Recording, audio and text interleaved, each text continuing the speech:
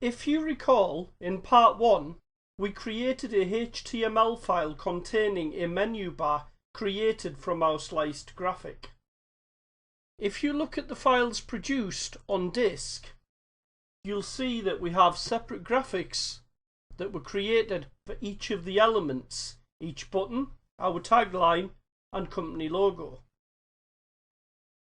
If we then load that file into our browser, in my case Chrome, we can refresh ourselves as to how the file looks when loaded, and also recall that as well as the graphics, we also reserved space to include a text element that will represent the user's logged in name.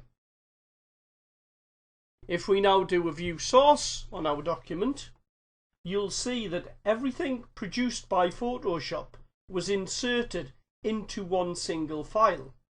While this helps us when moving things about, it makes things a little cumbersome to maintain.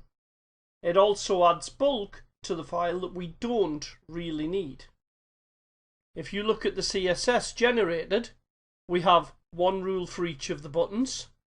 We have one rule for the tagline, one for the logged in user, one for our company logo, and a container that contains the entire graphic.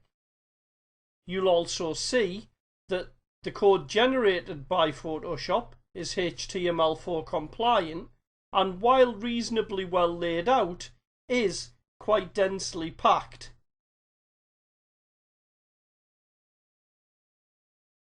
Looking closer at our document source, you'll see that there's a lot of repetition in this.